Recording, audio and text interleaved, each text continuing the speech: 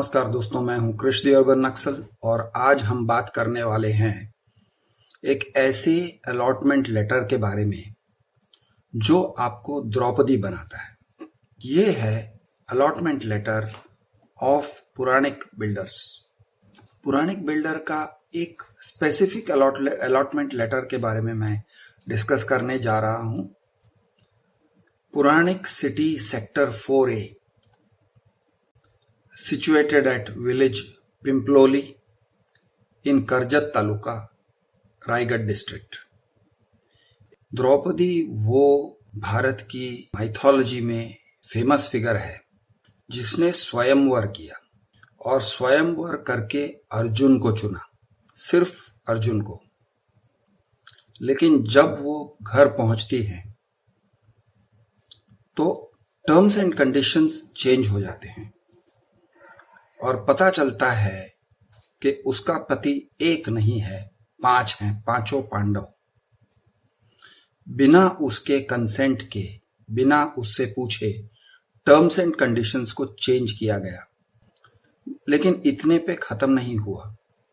द्रौपदी के सबसे ज्येष्ठ पति यानी कि युधिष्ठिर ने उचित समझा कि द्रौपदी को दांव पे लगा दिया जाए द्यूत क्रीड़ा में, और टर्म्स एंड कंडीशंस कुछ ऐसे थे कि ये अलाउड था।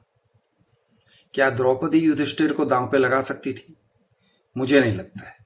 कौरव द्रौपदी के साथ कुछ भी कर सकते थे, निर्वस्त्र तो कर ही सकते थे, लेकिन आगे बहुत कुछ कर सकते थे। और आगे देखिए कि द्रौपदी के साथ क्या होता है। तो द्रौपदी का हर एक पति किसी और से शादी करने के लिए मुक्त था, लेकिन द्रौपदी के पास वो फ्रीडम नहीं था। अर्जुन ने दूसरी एक नहीं अनेक शादियां किए, भीम ने भी अनेक शादियां रचे। तो इस तरह से सामने वाला पार्टी था वो फ्री था, जबकि द्रौपदी के ऊपर टर्म्स एंड कंडीशंस डाले जाते थे। आज हम ऐसा एक अलॉटमेंट लेटर के बारे में बात करने जा रहे हैं जो आपको द्रौपदी बनाएगा, और द्रौपदी इस सेंस में बनाएगा कि आप उन सारे टर्म्स एंड कंडीशन से बंधे हुए हो जिनको आप देख रहे हो, और उन सारे टर्म्स एंड कंडीशन से बंधे हुए हो जिन्हें आप देख भी नहीं सकते हो। आप रेरा पे पुराणिक सर्च करोगे, पुराणिक बिल्डर्स, तो आपको 25 प्रोजेक्ट्स मिलेंगे। तो 25 में से ये 24 पे नंबर पे आता है, पुराणिक सिटी सेक्टर 4A। तो मैं आज आपके साथ इस प्रोजेक्ट के बारे में डिस्कस करने जा रहा हूं और आपको समझाने जा रहा हूं इसके अलॉटमेंट लेटर के बारे में और कुछ इसकी खूबियां, इस प्रोजेक्ट की खूबियां। तो सबसे बड़ी खूबी इस प्रोजेक्ट की यह है कि इसका प्रपोज्ड डेट ऑफ कंप्लीशन नवंबर 2030 है, यानी कि आज से 10 साल बाद। आप अगर ऐसे प्रोजेक्ट में एंट्री ले रहे हो तो आपको भरोसा ही भरोसा चाहिए बिल्डर के ऊपर। मैं नहीं जानता कि ये प्रॉपर्टी आपको कितने में बेचा जा रहा है, लेकिन जितने में भी बेचा जा रहा हो, मेरा सिर्फ ये कहना है कि आपके ऊपर जबरदस्त रिस्क डाला जा रहा है। जबरदस्त फेथ चाहिए आपको 10 साल बाद डिलीवर होने वाला प्रॉपर्टी लेने के लिए। लेकिन अगर आपको लगे कि 10 साल बाद का डिलीवरी डेट भी एक रीजनेबल डिलीवरी डेट है, तो दोस्तों मैं आपको याद दिलाना चाहता हूं कि डेट ऑफ कंप्लीशन का एक्सटेंशन भी किया जा सकता है। अब पता नहीं 2030 में वो डिलीवर करेंगे या एक्सटेंशन ले लेंगे। इन्होंने एक और प्रोजेक्ट में एक्सटेंशन लिया है 6 साल का। पुराणिक सिटी रिजर्वा फेज 1 नाम का एक प्रोजेक्ट है जो ऑन गोइंग प्रोजेक्ट है। उनका प्रपोज्ड डेट ऑफ कंप्लीशन था 31 दिसंबर 2022 का। अब revised proposed date of completion है सितंबर 2028 का। आप अगर किसी भी चीज में इन्वेस्ट करते हो तो उसके रिटर्न्स जो हैं रीजनेबली गारंटीड होने चाहिए, यानी कि एक रीजनेबल अमाउंट ऑफ रिस्क होना चाहिए, अनरीजनेबल रिस्क नहीं होना चाहिए, और कंट्रोलेबल रिस्क होने चाहिए, फोर्सिएबल रिस्क होने चाहिए। ऐसे रिस्क होने चाहिए जिनको आप देख सकते हो, जिनको आप आंक सकते हो, मेजर कर सकते हो, या कम से कम एस्टिमेट कर सकते हो। इस प्रोजेक्ट में मुझे कहीं भी रिस्क का एस्टिमेशन कहीं दिख ही नहीं रहा है। ये ऐसा कुआं है जिसका तल दिखता नहीं है, अंधेरा है अंदर। इसके टर्म्स एंड कंडीशंस जो हैं अलॉटमेंट लेटर में लिखे हुए बड़े अजीब हैं, और मैं कहता हूं कि बड़े भयानक हैं। तो मैं आपको ये अलॉटमेंट लेटर के क्लॉजेस पढ़ के समझा रहा हूं। तो दोस्तों, पहला क्लॉज जो एकदम ऊपर लिखा हुआ है, draft of the allotment letter, promoter reserves its right to change terms and conditions as per circumstance of case। यानी प्रोमोटर इस अलॉटमेंट लेटर को कभी भी बदल सकता है, टर्म्स एंड कंडीशंस को बदल सकता है।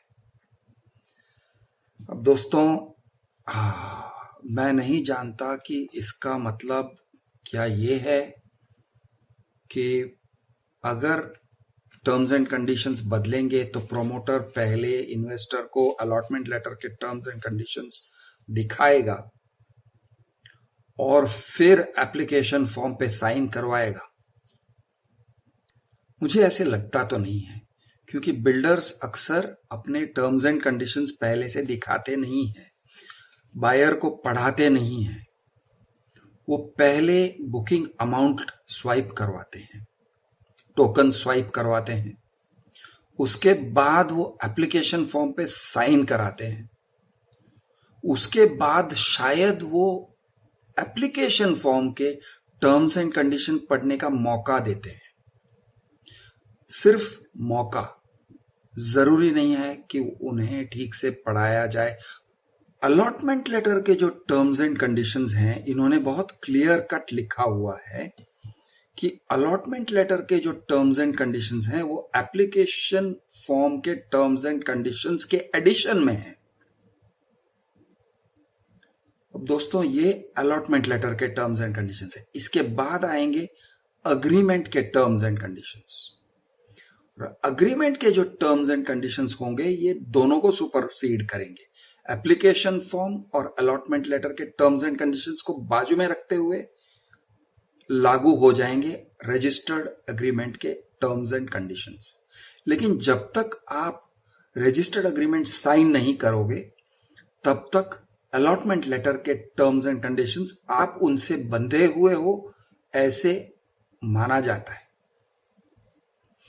तो दोस्तों, पहले ही लाइन में कह रहे हैं builder, promoter reserves its right to change terms and conditions as per circumstance of case।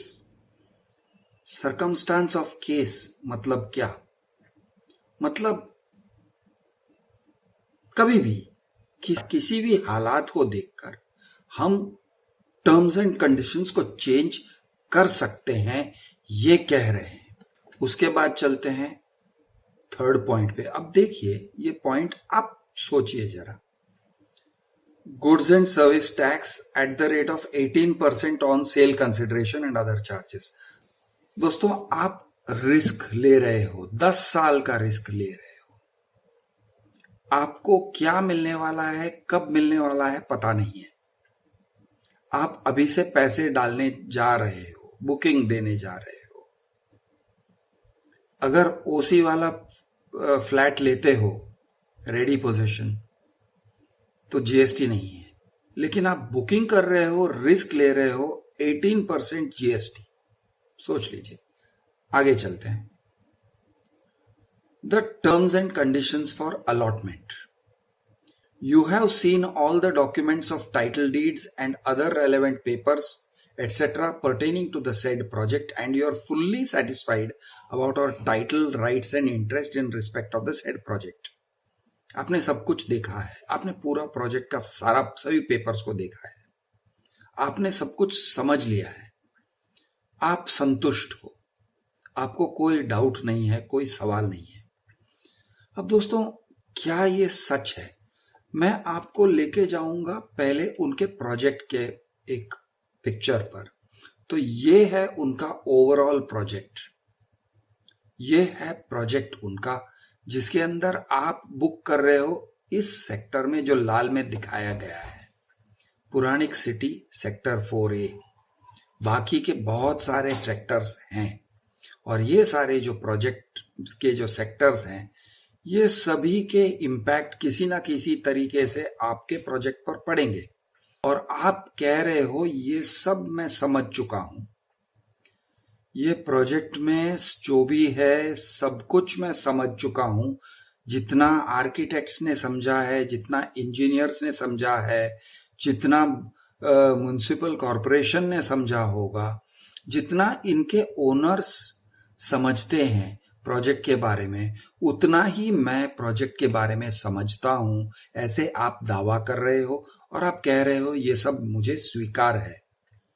यानी मैं कोर्ट में नहीं जाऊंगा, मैं ये नहीं कहूंगा कि अरे ये तुम लोगों ने क्या कर दिया, इतने सारे टावर्स बना दिए, मेरे बच्चों का खेलने का जगह कहाँ है, मुझे पानी नहीं मिल रहा है, कुछ नहीं कहूंगा मैं।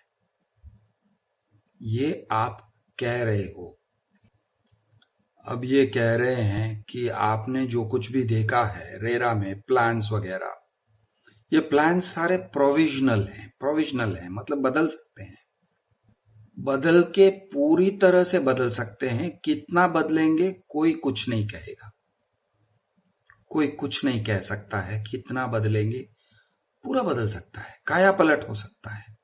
ये प्रोविजनल है। प्रोविजनल का मतलब किसी तरह की बहुत सीरियसनेस से लेना नहीं चाहिए, लेकिन आप बंधे हुए हो।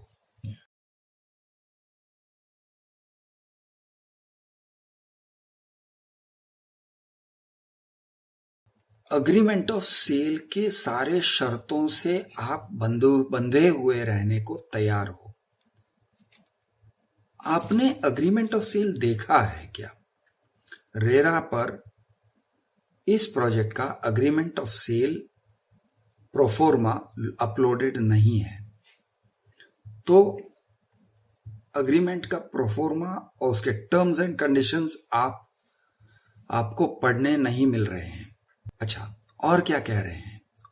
आपके ऊपर कौन सा शर्त डाला जा रहा है?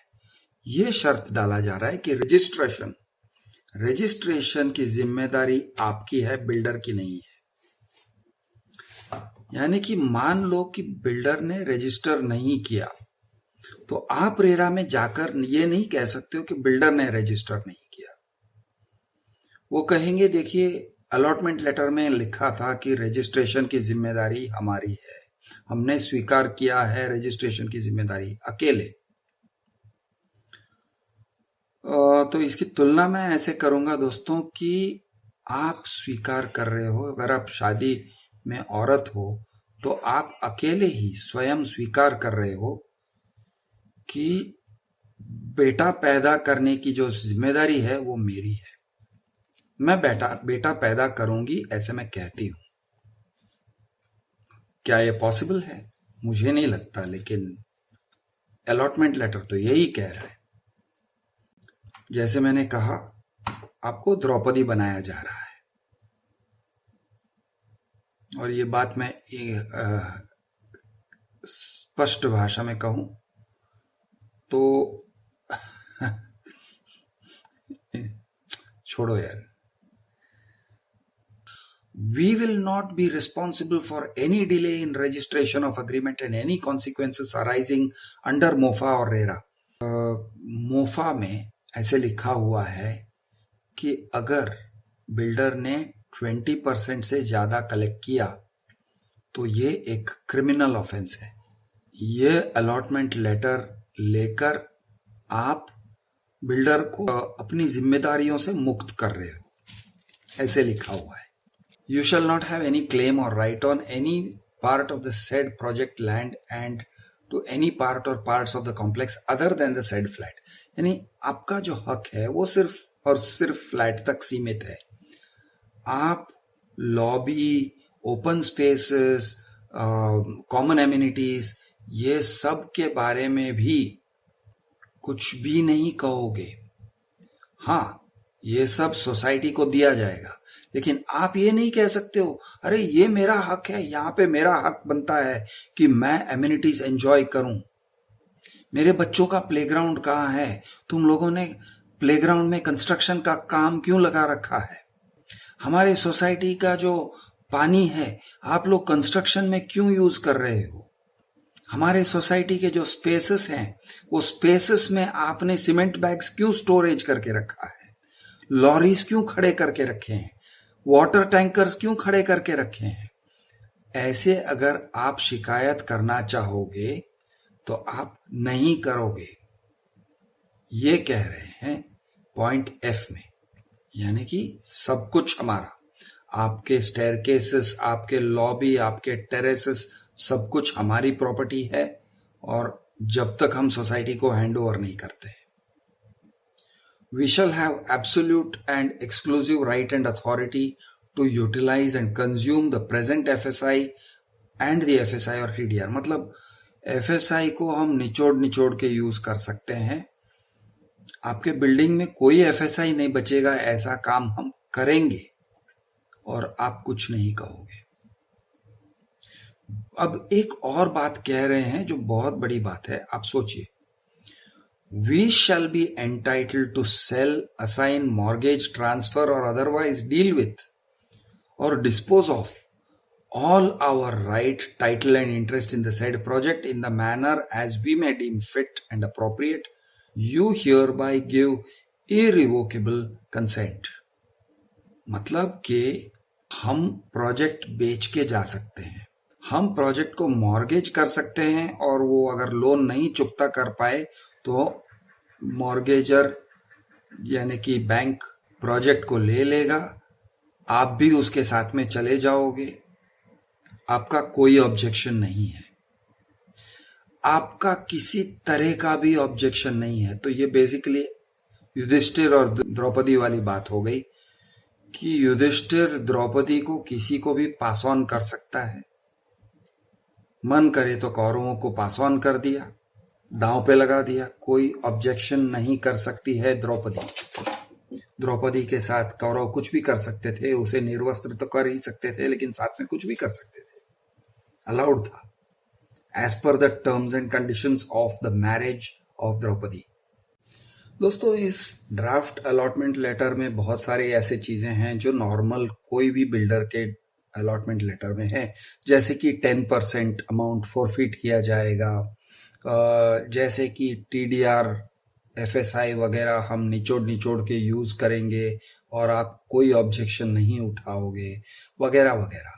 तो ये सारे जो क्लॉजेस हैं वो ऑर्डिनरी हैं। फिर वो कह रहे हैं कि अगर आपने पेमेंट्स लेट किए और 3 महीने के लिए आपने इंटरेस्ट भी पे किया होगा, लेकिन मेन जो अमाउंट है वो पे नहीं किए, तो हम अलॉटमेंट लेटर कैंसिल कर देंगे, आपका 10% जब्त कर देंगे, और हम आपका जो पैसा है वो तब जाके रिफंड करेंगे जब नया परचेजर मिलेगा। नया परचेजर से हमने आपका अमाउंट रिसीव किया, तब हम आपको वो अमाउंट दे देंगे। मतलब जब तक नया परचेजर हमारे पास आपका पूरा अमाउंट नहीं दे देता है, तब तक हम कुछ भी रिफंड नहीं करेंगे। लेकिन आपका कोई भी राइट नहीं रहेगा प्रॉपर्टी के तरफ। In the event of cancellation, notwithstanding our liability to refund the amount as stated herein above, you shall cease to have any right, title, interest or claims of any nature whatsoever in the said flat। अब ये बहुत बड़ी बात है। कह रहे हैं कि any delay on account of the authority for issuance of completion certificate or occupation certificate shall not be considered as delay on account of us। मान लो कि प्रोजेक्ट कंप्लीट हो गया, कब कंप्लीट होने वाला है? 2030 में। मान लो कि 2030 में प्रोजेक्ट कंप्लीट हो गया, लेकिन ऑक्यूपेशन सर्टिफिकेट और कंप्लीशन सर्टिफिकेट नहीं मिला। क्यों नहीं मिलेगा? हो सकता है कि वो अप्रूव्ड प्लान्स के मुताबिक उन्होंने कंस्ट्रक्शन न किए हो, कोई भी कारण हो सकता है, या फिर ड्रेनेज ठीक से न दिया हो, पानी का सप्लाई ठीक से न दिया हो। तो अगर प्लानिंग अथॉरिटी मना करती है कंप्लीशन सर्टिफिकेट या ऑक्यूपेशन सर्टिफिकेट देने से, तो भी भाई हमारे ऊपर कोई केस नहीं होगा, हमारी तरफ से डिले है, ऐसे नहीं समझा जाएगा, ये कह रहे हैं। फिर उसमें कहा है, we have explained you proposed development of the said project and you have completely understood. उन्होंने आपको समझाया है और आपने पूरी तरह से समझा है, सही समझा है। And you here bye confirm you given unconditional, unqualified and irrevocable consent. आपने प्रोजेक्ट में आपने कहा आगे बढ़ो, हम तुम्हारे साथ हैं, ठीक है, यानी पुराने भैया आगे बढ़ो, हम तुम्हारे साथ हैं, ये टाइप का आपने सपोर्ट दिया है, ये कह रहे हैं। और फिर एक और बात कह रहे हैं कि ये जो अगर एमिनिटीज, लेआउट, फैसिलिटीज वगैरह जो एग्रीमेंट फॉर सेल में हैं, उसी को माना जाएगा। ब्रोशर में या किसी भी और जगह पे लिखी हुई बात है तो वो मान्य नहीं है। सिर्फ लेआउट, फैसिलिटीज कंटेन्ड और incorporated in agreement of cell उतना ही बंधित हैं बिल्डर। बेसिकली वो कह रहे हैं कि देखिए, हम आपसे आज टोकन ले रहे हैं, बुकिंग अमाउंट ले रहे हैं, आप एग्रीमेंट रजिस्टर कर दीजिए, फिर अकॉर्डिंग टू दिस शेड्यूल हम आपसे पेमेंट ले लेंगे, हम आपको पोजेशन देंगे, डिलीवरी देंगे 10 साल के बाद, साल 2030 में। प्लान बदल सकते हैं, सब कुछ बदल सकता है, हमने आपको जो कुछ भी समझाया है हर चीज बदल सकता है, हम खुद बदल सकते हैं, पुरानिक बिल्डर निकल सकता है और आधुनिक बिल्डर आ सकता है, ठीक है, कोई भी बिल्डर आ सकता है, या फिर पुरानिक बिल्डर अपना प्रोजेक्ट जो है उस पे लोन लेके और लोन न रिपे करके निकल सकते हैं, और फिर HDFC बैंक या जो भी है वो संभालेगा। अगर फंड्स मिसअप्रोप्रिएट भी हो गए हैं,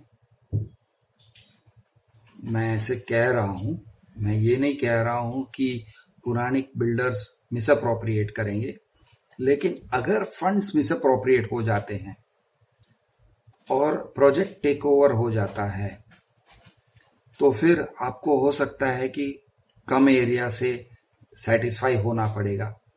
आपने 500 स्क्वायर फीट लिया है तो उसके बदले में आपको 250 स्क्वायर फीट से काम चलाना पड़ेगा, ये भी हो सकता है, कुछ भी हो सकता है इस प्रोजेक्ट में, ऐसे कह रहा है ये अलॉटमेंट लेटर। तो क्या ऐसे अलॉटमेंट लेटर से आपको भरोसा मिलता है? क्या आपको इत्मीनान मिलता है, कॉन्फिडेंस मिलता है कि हाँ ये बिल्डर आगे चल के प्रोजेक्ट कंप्लीट करेगा, 2030 के साल में डेफिनेटली हमको प्रोजेक्ट देगा, फ्लैट देगा? मैं नहीं जानता, मुझे तो नहीं लगता है। इसमें बहुत सारे इफ्स एंड बट्स और भागने के रास्ते हैं। बिल्डर के लिए भागने का हर रास्ता खुला है, आपके लिए भागने का हर रास्ता बंद है। आप बिल्डर को किसी भी तरीके से नुकसान नहीं पहुंचा सकते हो, बिल्डर आपको हर तरह से नुकसान पहुंचा सकता है, फाइनेंशियल डैमेज क्रिएट कर सकता है। तो दोस्तों, मैं ये नहीं कह रहा हूं कि पुरानिक बिल्डर एक बुरा बिल्डर है, मैं ये कह रहा हूं कि ये जो अलॉटमेंट लेटर है ये आपके लिए अच्छा नहीं है।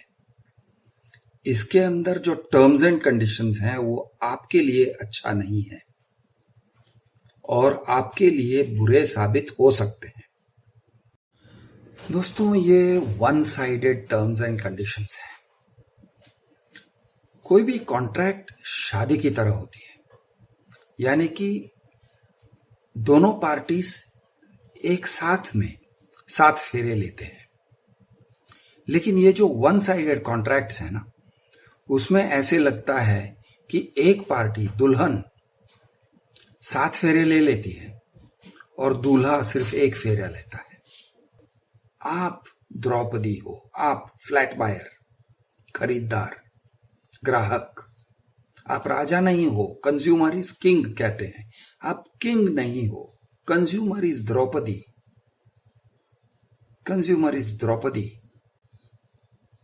आप सोचिए जरा कि आपके ऊपर कैसे कैसे टर्म्स एंड कंडीशंस डाले जा रहे हैं और आपको टर्म्स एंड कंडीशन से बांध रहे हैं, टाइट बांध रहे हैं, और बिल्डर खुद मुक्त है। यानी आपकी शादी हो रही है बिल्डर के साथ, लेकिन बिल्डर की शादी आपसे नहीं हो रही है। ऐसा महसूस होता है इस अलॉटमेंट लेटर को पढ़ के।